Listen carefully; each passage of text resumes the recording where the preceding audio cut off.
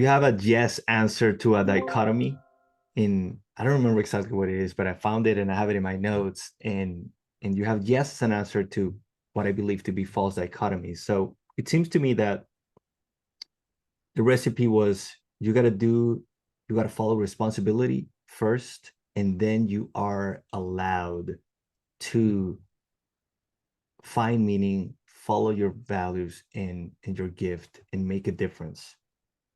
And you mentioned, yes, the majority of people would do it in the second life of in the second half of their life, but now younger people are maybe doing it earlier.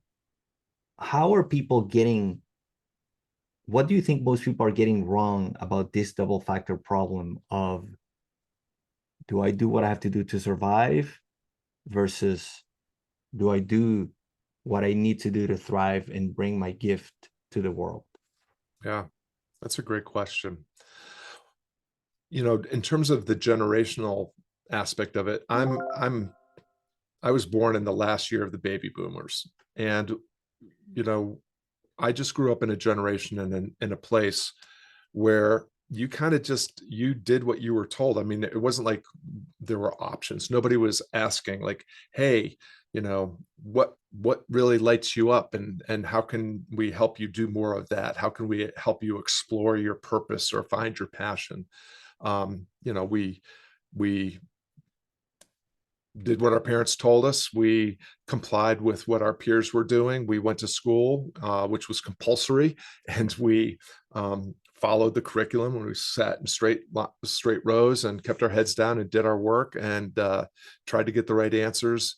Um, and there was just never any other way other than following this kind of prescription that we were given that, you know, do what your parents say, go to school, get good grades, so that you can go to another school, get good grades, so that you can get a good job, work your way up the ladder, buy a house, find a spouse, have some kids, buy the car, and then at the end of your career, you can retire and sit on your porch, and wait to die, or maybe work in some golf. What I think in a lot of ways, the advent of the internet, and having all this knowledge made available. I mean, people have different opinions about social media and all the things like Wikipedia, YouTube, and all these other things that are available. They're just tools. It's just information, and how what information you seek out and what you do with it. That's and really entirely up to you. And I think as as younger people have been exposed to other ways of being in the world and are able to learn from the great masters of encore living, whether that's from Buddhist philosophy, Taoist spirituality, Stoic philosophy, just knowledge leaders in this space. They've been able to wake up sooner to the idea of, hey, maybe this isn't the only way. Maybe I don't have to do what everybody is telling me to do.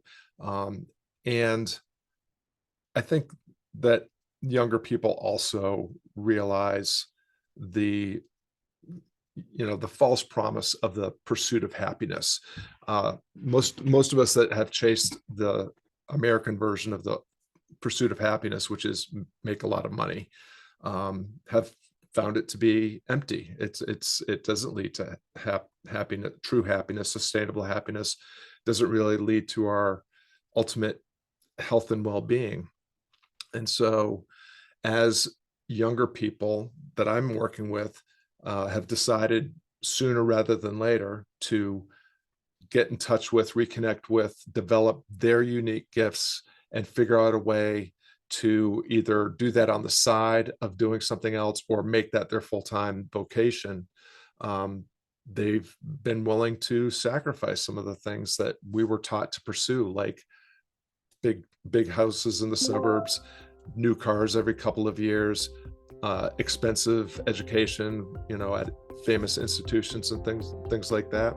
So I think it's always been available. It's more accessible in this day and age. And so I think that's the reason why people my age frequently entered encore living in midlife, and younger people are entering it at a younger age.